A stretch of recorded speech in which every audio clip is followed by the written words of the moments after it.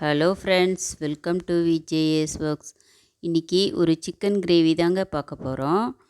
இந்த chicken gravy டிஃபனுக்கு ரொம்ப நல்லா டேஸ்ட்டாக இருக்கும். எப்பவும் செய்கிறத விட இது கொஞ்சம் டிஃப்ரெண்ட்டு டேஸ்ட்டில் செஞ்சுருக்கேங்க. இது கண்டிப்பாக எல்லாருக்குமே பிடிக்கும். பெரியவங்க சின்னவங்க எல்லாருமே விரும்பி சாப்பிடுவாங்க. வீடியோவை கடைசி வரைக்கும் ஸ்கிப் பண்ணாமல் பாருங்கள். அப்போ தான் நடுவில் நான் சொல்கிற டிப்ஸ் எல்லாம் உங்களால் கேட்க முடியும். அதுக்கு முன்னே விஜேஎஸ் சேனலை சப்ஸ்கிரைப் பண்ணாதவங்க சப்ஸ்கிரைப் பண்ணிங்க. வாங்க இப்போ வீடியோக்கு உள்ளே போகலாம். இப்போது நான் ஒரு குக்கரில் 3 டேபிள் ஸ்பூன் ஆயில் விட்டுருக்கேங்க. அதில் 2 பட்டை, 3 லவங்கம், ஒரு ஏலக்காய், ஒரு பிரியாணி மூக்கு, பிரியாணி இலை 1 போட்டு நல்லா செவக்க வறுத்துக்கிட்டேங்க. அது நல்லா செவந்ததும் பெரிய வெங்காயம் 1 கட் பண்ணி போட்டிருக்கேன். அதையும் நல்லா வதக்கிக்கலாம். கூட ஒரு தக்காளி சின்னதாக போட்டால் போதும். கருவேப்பிலை கொஞ்சம் சேர்த்து நல்லா பொன்னிறமாக ஆற வரைக்கும் வெங்காயத்தை வதக்கிக்கலாம். இப்போது தக்காளியை கட் பண்ணி போட்டிருக்கேன். பெரிய தக்காளியாக இருந்தால் ஒரு அரை தக்காளி போட்டால் கூட போதுங்க. சின்ன தக்காளியாக இருந்தால் 1 போடுங்க. அது நல்லா வதக்கிக்கலாம். அது பாருங்கள், நல்லா கொஞ்சம் வதங்கி வந்துடுச்சு. இப்போது இதுலேயே மஞ்சத்தூள் ஒரு அரை டீஸ்பூன் சேர்த்துக்கலாம். எண்ணெயிலேயே மஞ்சத்தூள் சேர்த்தா அது நல்லா கலர் கொடுக்கும் குழம்பு. இப்போ பாருங்கள், இந்த 3/4 கிலோ சிக்கன் கறி எடுத்திருக்கேன். அது நாங்கள் எலும்போட தோலோடு தான் எடுத்திருக்கேன். அது கூட சேர்த்துக்கலாம். சேர்த்து கூடவே உப்பை சேர்த்து அதை நல்லா வதக்கிக்கலாம். அடுப்பு மீடியம் ஃப்ளேமில் தான் இப்போ வச்சுருக்கேங்க. ஏன்னா அது குக்கர்லேயே அது ஒட்ட பார்க்கும் சிக்கனு. அதனால் கூட உப்பு சேர்த்து ஆரம்பத்துலேயே உப்பு சேர்த்து நல்லா கிளறிக்கிட்டே இருந்தால் அது அடி பிடிக்காமல் நல்லா வெந்துடும். அந்த சிக்கனில் இருக்கிற தண்ணியெல்லாம் நல்லா வற்றினப்புறம் மிளகாத்தூள் சேர்த்துக்கலாம். நான் சில்லி பவுடர் 2 டேபிள் ஸ்பூன் சேர்த்துருக்கேங்க. அதையும் சேர்த்து நல்லா வதக்கிக்கலாம். கரம் மசாலா தூள் 1 டீஸ்பூன் தாங்க சேர்த்துருக்கேன். இது நல்லா சேர்த்து வதக்கிக்கலாம். பாருங்கள், இப்போ சிக்கனெல்லாம் நல்லா சுருண்டு எண்ணெய் மேலே பிரிஞ்சு வந்துடுச்சு.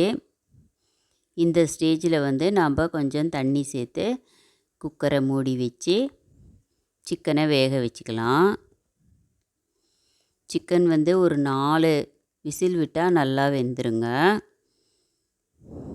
இதுக்கு ஒரு மசாலா அரைக்கணும். சிக்கன் வேகிற வரைக்கும் மசாலாவை நமக்கு அரைச்சிக்கலாம். பாருங்கள், இப்போ 4 விசில் அது வரட்டும். இப்போ இன்னொரு கடாயில் ஆயில் 1 டேபிள் ஸ்பூன் சேர்த்துருக்கேங்க. அது காஞ்சதும் ஒரு 7-8 சின்ன வெங்காயம், பூண்டு ஒரு 7 பல், இஞ்சி 1 இன்ச் அளவு கட் பண்ணி போட்டிருக்கேன். இதை நல்லா வறுத்துக்கலாம். இது நல்லா ஒரு தட்டி போட்டால் நல்லா வாசனையாக இருக்கும். கொஞ்சம் கருவேப்பிலை சேர்த்து அதையும் வதக்கிக்கிறேங்க.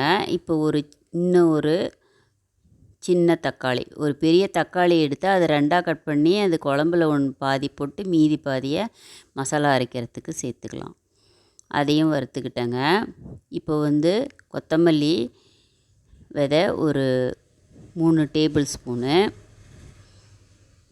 மிளகு 1 டேபிள் ஸ்பூனு, அதையும் நல்லா ஒன்றா சேர்த்து நல்லா வதக்கிக்கலாம். இந்த குழம்புக்கு மசாலா வாசனை வர்ற வரைக்கும் நல்லா வறுக்கணும். அதில் தாங்க நல்லாயிருக்கும். இப்போ பட்டை 2, லவங்கம் 3 சேர்த்துக்கிட்டேன்.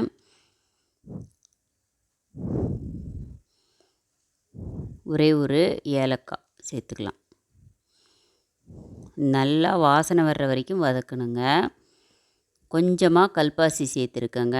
இது நல்லா கலர் கொடுக்கும்.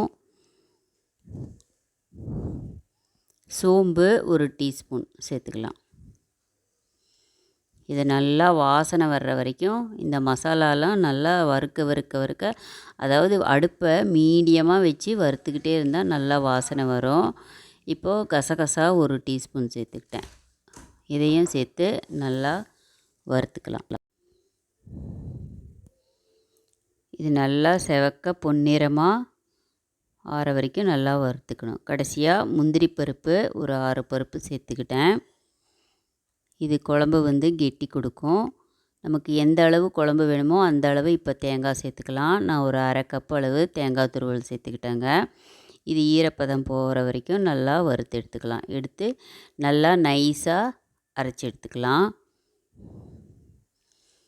சிக்கன் குழம்புக்கு எப்போவுமே மசாலா வந்து நல்லா நைஸாக அரைச்சி எடுத்தால் குழம்பு நல்லா திக்காக கிரேவியாக வரும். பாருங்கள், இப்போ வந்து அந்த சிக்கன் 4 விசில் வந்து அடுப்பை ஆஃப் பண்ணி இந்த கேஸ் போயிடுச்சு. இப்போ பாருங்கள், சிக்கன் நல்லா வெந்திருக்கு. இது கூட இப்போது அந்த அரைச்ச மசாலாவை சேர்த்துக்கலாம். சேர்த்து இன்னுமே வந்து குக்கர் விசில் போட தேவையில்லைங்க. இதை வந்து அடுப்பை மீடியம் ஃப்ளேமில் வச்சு மூடி வச்சு நம்ம வேக வச்சு எடுத்துக்கலாம். அடுப்பு மீடியம் ஃப்ளேமில் இருக்கிற வரைக்கும் நல்லா ஒரு 10 நிமிஷம் வேக வச்சா மசாலா பச்சை வாசனைலாம் போயிடுச்சு. இப்போது அப்பப்போ கிளறி விட்டேன். இப்போ கிரேவி ரெடி ஆகிடுச்சு.